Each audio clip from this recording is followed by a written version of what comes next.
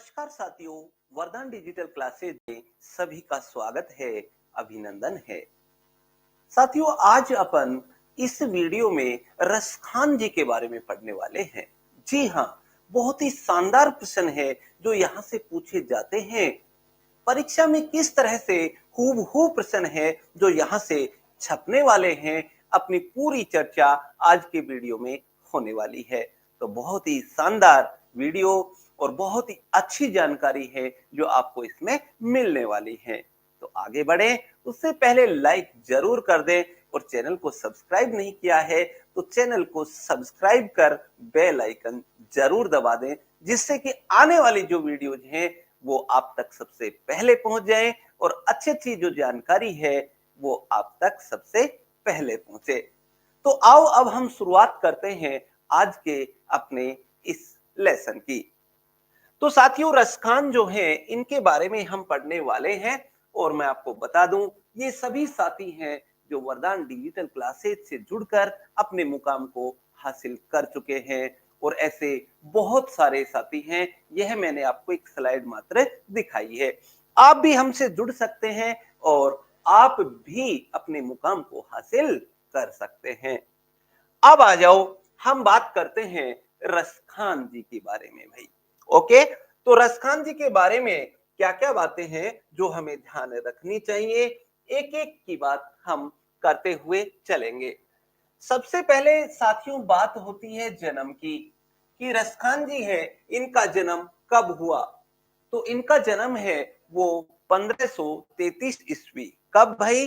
1533 ईस्वी, ये आपको ध्यान रखना है। 1533 ईस्वी में इनका जन्म होता है। इसके बाद में बात होगी मृत्यु की, कि इनकी मृत्यु है वो कब हुई। तो इनकी मृत्यु जो है वो 1618 ईस्वी में मानी जाती है। कब? 1618 ईस्वी। 1618 ईस्वी। ठीक है, तो जन्म की बात हो गई, मृत्यु की बात हो गई। अब बात करते हैं जन्म स्थान की भाई। इनका जन्म स्थान जो है वो दिल्ली माना जाता है। क्या भाई? दिल्ली। ठीक है, तो यहां जन्म स्थान की बात है वो भी अपनी क्लियर होती है। ओके, आगे बात करेंगे कि इनका मूल नाम क्या था। रसखान के नाम से ये प्रसिद्ध रहे हैं हिंदी में, जबकि इनका मूल नाम सैयद इब्राहिम था। क्या था भाई? सैयद इब्राहिम इनका नाम था। मूल नाम सैयद इब्राहिम था। ओके, तो ये बात आपको ध्यान रखनी पड़ेगी। अभी तक हमारी 4 बातें हुई हैं और चारों तथ्यात्मक बातें हैं। अच्छे तरीके से आप इनको समझ सकते हैं। रसखान जी का जन्म 1533 ईस्वी में, मृत्यु की बात करें 1618 ईस्वी में, जन्म स्थान की बात करें तो दिल्ली में जन्म हुआ है और मूल नाम इनका सैयद इब्राहिम था। क्लियर? तो बिना किसी झंझट के अपन सीधे बिंदु से बात करेंगे और प्रश्न आपको यहां से ही सीखने को मिलने वाले हैं। आगे बात करते हैं भाई, संप्रदाय की बात करेंगे भाई। तो संप्रदाय की बात करें तो इनका संबंध जो है वो पुष्टि मार्ग से है भाई। किससे है? पुष्टि मार्ग से। ओके, पुष्टि मार्ग का नाम आपने बहुत सुना होगा। और अगर पुष्टि मार्ग की बात करें, यहां पर एक चीज और ध्यान रख लेना है, विठल नाथ के द्वारा। किसके द्वारा भाई? विठल नाथ ने इन्होंने दीक्षा दी है। तो पुष्टि मार्ग में ये दीक्षित हुए हैं। किसके द्वारा दीक्षा दी गई है? विठल नाथ के द्वारा भाई। विठल नाथ के द्वारा। ठीक है ना? विठल नाथ के द्वारा ये दीक्षित हुए थे, तो इसलिए इस बिंदु को भी आपको ध्यान रखना है। ये लो भाई, क्लियर हो गया? ये बिल्कुल तथ्यात्मक प्रश्न रहेगा अपना। कौन से संप्रदाय से है? तो पुष्टि मार्ग से है। पुष्टि मार्ग में दीक्षा किसने दी है? तो दीक्षा देने वाले कौन है भाई? विठल नाथ है। ये क्लियर अपनी बात। चलो आगे बढ़ो भाई। प्रिय छंद की बात आएगी कि इनका प्रिय छंद कौन सा है। तो देखो, वैसे तो इन्होंने बहुत से छंदों का प्रयोग किया है, लेकिन प्रश्न जो रहेगा वो सबसे प्रिय छंद कौन सा रहा है इनका, तो इनका सबसे प्रिय छंद जो है वो सवैया है भाई। कौन सा है? सवैया। ये ध्यान रखें, इंपॉर्टेंट प्रश्न रहेगा आपका। सवैया इनका सबसे प्रिय छंद रहा है। अब इससे भी एक बात आप ध्यान रख सकते हैं क्या, कि सवैया जो छंद है इसमें कृष्ण लीला का गान करने वाले, किसका? कृष्ण लीला का गान करने वाले ये प्रथम कवि हैं। किसमें? सवैया छंद में। तो मैं यहां पर एक बिंदु जोड़ देता हूं आपके सामने। सवैया छंद में, सवैया छंद में कृष्ण भक्ति, कृष्ण भक्ति का गान करने वाले, का गान करने वाले, करने वाले प्रथम कवि हैं भाई ये, प्रथम कवि। तो बहुत ही अच्छा प्रश्न है, वो आपके सामने यहां से रहने वाला है। क्लियर? सवैया छंद में कृष्ण भक्ति का गान करने वाले प्रथम कवि कौन माने जाते हैं? तो प्रथम कवि माने जाते हैं कौन भाई? रस खान। ओके, अब आ जाओ, काव्य भाषा की बात करें तो ब्रज भाषा है वैसे, लेकिन ये बोलचाल की भाषा में नहीं, बल्कि पूरी तरह से परिनिष्ठित भाषा जो है वो इनकी रही है। शुद्ध साहित्य कह सकते हैं एक तरह से। तो देखो, शुद्ध पूरी तरह से साहित्यिक भाषा है, शुद्ध साहित्यिक भाषा है। ठीक है, और शुद्ध साहित्य को हम ऐसे भी कह सकते हैं कि भाई परिमार्जित, परिमार्जित ब्रिज भाषा है। तो ये बात भाषा से संबंधित रहेगी। ठीक है, तो यहां हम देख पा रहे हैं कि रसखान जी की काव्य भाषा कौन सी है, तो इन्होंने जो ब्रज भाषा प्रयोग में की है वो पूरी तरह से परिमार्जित कह दो, परिनिष्ठित कह दो, शुद्ध साहित्यिक कह दो, ये इनकी भाषा की एक प्रमुख विशेषता है। ओके, चलो भाई, बहुत अच्छे, यहां तक हमारी बातें हैं वो क्लियर होती हैं। इससे आगे आ जाओ, प्रमुख रचनाओं पर चलेंगे। अब रचनाओं से प्रश्न आते हैं, तो प्रमुख रचनाओं में देखो भाई क्या क्या बात याद रखनी है, कौन कौन सी रचनाएं हैं जो हमें याद रखनी चाहिए। सबसे पहले आपको एक रचना है इनकी, सुजान रस खान। सुजान रस खान इंपोर्टेंट रचना है, इसको ध्यान रखना है। सुजान रस खान जो रचना है इसमें आप देखेंगे तो देखो, छंदों की बात हो गई, तो इसमें सवैया, जैसा कि मैंने आपको बताया, इनका प्रिय छंद है। और सवैया जो छंद हैं इनकी संख्या कितनी है, तो 181। कितने हैं भाई? 181 हैं वो सवैया हैं जो इन्होंने यहां सुजान रस खान जो रचना है उसमें लिखे हैं। सवैया के अलावा कवित छंद है वो आपको देखने को मिलेगा। कौन सा भाई? कवित। और कवित की अगर बात करें तो कवित है, इसकी संख्या कितनी है आपसे ये भी पूछा जा सकता है, तो ध्यान देंगे इसमें कवित जो छंद है वो 17, मतलब कि कितने? 17 हैं भाई। इसके अलावा दोहा भी देखने को मिलेगा यहां पर। क्या भाई? दोहा। दोहा जो छंद है इसकी संख्या कितनी है, तो 12 दोहे जो आपको इस रचना में मिलने वाले हैं, 12 दोहे। और इसके बाद में सोरठा छंद है वो भी देखने को मिलेगा भाई। सोरठा छंद है, इनकी संख्या कितनी है, तो सोरठा की संख्या है वो है 4। कितनी है? 4। तो कुल मिला के हमें यहां से जो मुख्य बातें ध्यान रखनी है वो क्या क्या ध्यान रखनी है। एक प्रमुख रचना है, सुजान रस खान नाम है, सवैया की संख्या 181 ध्यान रखनी है, कवित छंद भी है इसमें वो 17 है, दोहा 12 है, सोरठा 4 छंद है। ओके, तो ये बातें रहेंगी सुजान रस खान से। एक रचना की बात है वो क्लियर हो जाती है यहां पर। इसके बाद में बात करें तो एक रचना प्रेम वाटिका जो कि बहुत महत्वपूर्ण है इनकी, प्रेम वाटिका। अब इसमें देखें हम तो वाटिका किसको कहते हैं? जो अपना बगीचा होता है, तो बगीचे को क्या वाटिका कहा जाता है। तो देखो यहां पर प्रेम का बगीचा है और प्रेम के बगीचे में क्या क्या बात यहां पर प्रतीक रूप में ली गई हैं उन पर ध्यान देंगे। और बाकी बात करें, देखो क्या क्या है। 1614 ईस्वी कब, समय याद रख लेना। 1614 ईस्वी में लिखित है, एक बात। दूसरी बात क्या याद रखनी है इसमें, ये एक लघु काव्य कृति है, छोटी है और इसमें दोहे जो है वो 53 यानी 53। तो मैं शॉर्ट में लिख देता हूं 53 दोहों में लिखित लघु काव्य कृति। ओके, लघु छोटी है, मतलब केवल कितने 53 दोहे हैं जो इसमें सम्मिलित हैं। ओके, अगली बात करें, ये इनकी अंतिम रचना मानी जाती है।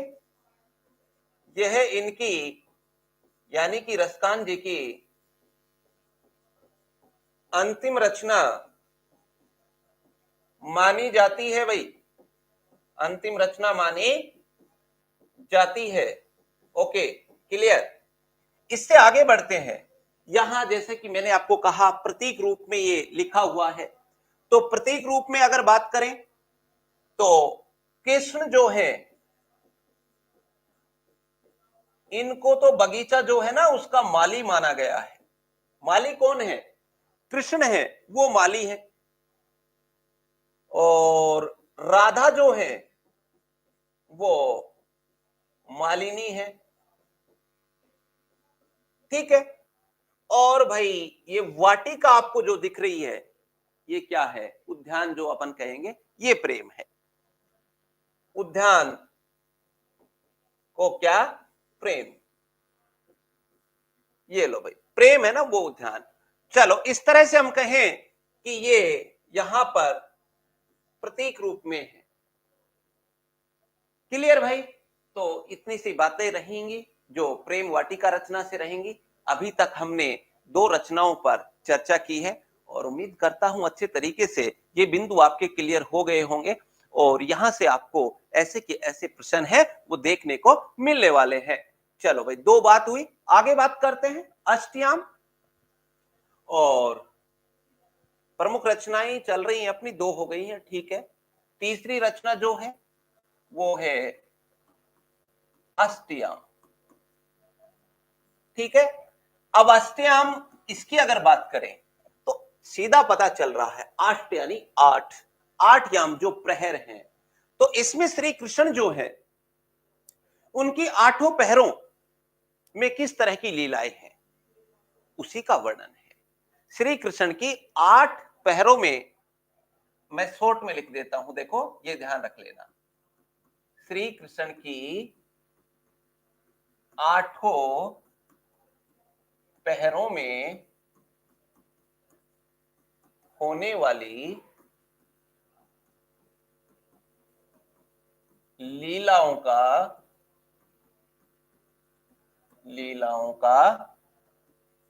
वर्णन जो है वो हमें इसमें देखने को मिलता है। अष्टयाम नाम से पता चल रहा है कि श्री कृष्ण की 8 पहरों में जो लीलाएं होती हैं उनका वर्णन जो है वो इसमें हमें देखने को मिलता है। और इसका प्रथम प्रकाशन की बात और कर ली जाए भाई, प्रथम प्रकाशन जो है ये कब हुआ, तो इसका सबसे पहले जो प्रकाशन है वो 1955 ईस्वी में आके हुआ है भाई। कब हुआ है, 1955 ईस्वी में। ये रचना लिखी पहले गई है लेकिन प्रकाशन कब हुआ, छपी कब है, तो ये 1955 में आकर के ये रचना छपी है। किसमें छपी है, कल्याण पत्रिका में, कल्याण पत्रिका में छपी है, कल्याण पत्रिका में। ओके, तो ये बात आपको एक और ध्यान रख लेनी है, किससे, अष्टयाम से। चलो भाई, अष्टयाम की बात है जो आपकी पूरी होती है, यहां तक देख लेंगे। आगे बात करते हैं नंबर 4। एक रचना और याद रख लो भाई, कौन सी? दान लीला। दान लीला, चलिए इसके बारे में बात करते हैं। 11 छंदों का खंड काव्य है। कितने छंदों का? 11 छंदों का। तो शॉर्ट में बस तथ्यात्मक बात याद रखो आप, 11 छंदों का, 11 छंदों का क्या है? ये खंड काव्य है। 11 छंदों का खंड काव्य है। ओके, ये हो जाएगा। चलो यहां तक बात क्लियर होती है अपनी। 4 रचनाएं मैंने अभी तक बताई आपको। सुजान रसखान ये याद रखना है, प्रेम वाटिका ये याद रखना है, अष्टयाम और दान लीला ये रसखान जी की महत्वपूर्ण रचनाएं हैं। ओके, अब यहां अपन बात कर लेते हैं नेक्स्ट बिंदु के, और चलो मैं यहां ही जोड़ देता हूं। इनकी जो रचनाएं हैं, उन रचनाओं का क्या किया गया है भाई? संकलन किया गया है। मतलब सभी का संकलन एक जगह किया गया है। किस नाम से संकलन किया गया है? तो संकलन किया गया है रसखान रचनावली नाम से। क्या? रसखान रचनावली नाम से इसका क्या किया गया है? संकलन किया गया है। और जो संकलन किया है, इसके संपादक कौन है? संपादक की अगर बात की जाए, संपादक से प्रश्न आ सकता है, तो विश्वनाथ प्रसाद मिश्र, ये याद रखना नाम। कौन है संपादक भाई? विश्वनाथ प्रसाद मिश्र।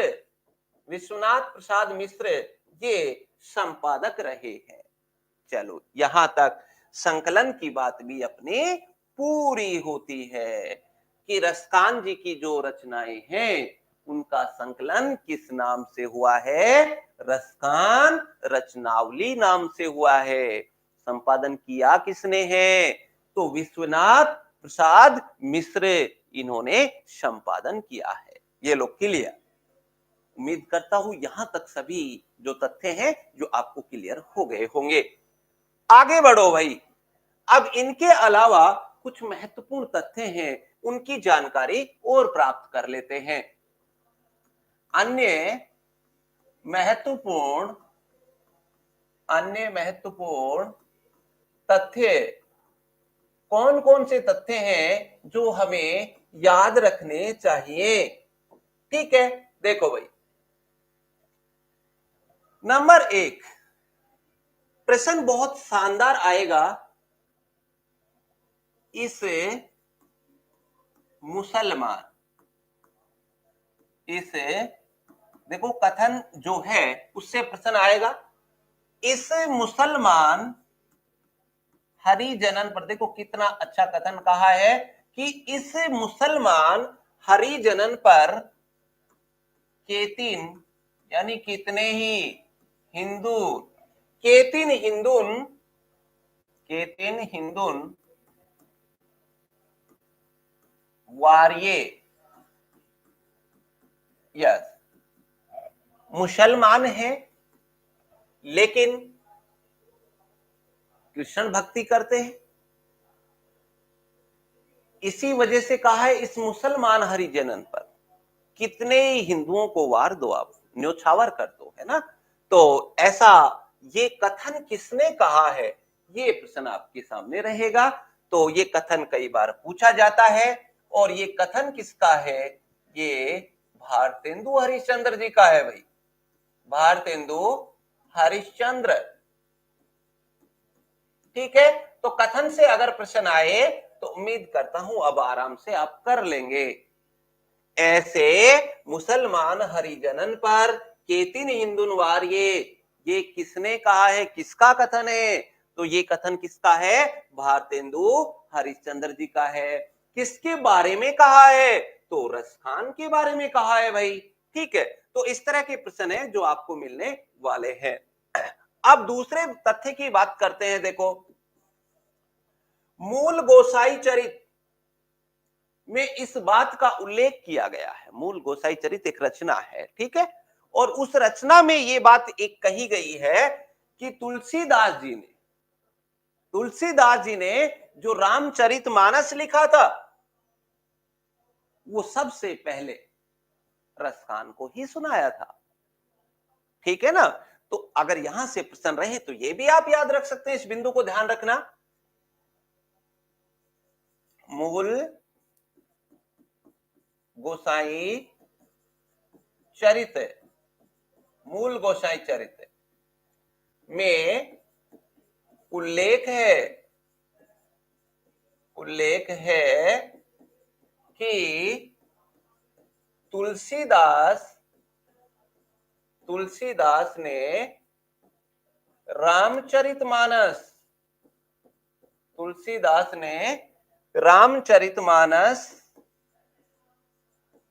को सबसे पहले रसखान को ही सुनाया था। ठीक है, तो तुलसीदास जी ने रामचरितमानस जो है इसका पाठ सबसे पहले किसको सुनाया था? अगर ऐसा प्रश्न आता है तो रसखान को सुनाया था। और इस बात की पुष्टि कौन करता है? ये रचना है मूल गोसाई चरित, ये इस बात को स्पष्ट करती है। ठीक है ना? किसको सुनाया? रसखान को सुनाया। कौन सा पाठ? रामचरितमानस का पाठ। किसने? तुलसीदास जी ने। ठीक है, ये रहेगी एक बात। इसके बाद में एक कथन और है, उस कथन को भी आप याद रख सकते हैं। क्या? देखो, तीसरा बिंदु है मानुष, मतलब कि मनुष्य। मानुष हो तो वह रसखानी, मानुष हो तो वह रसखानी, मानुष हो तो वही रसखानी, बसों ब्रज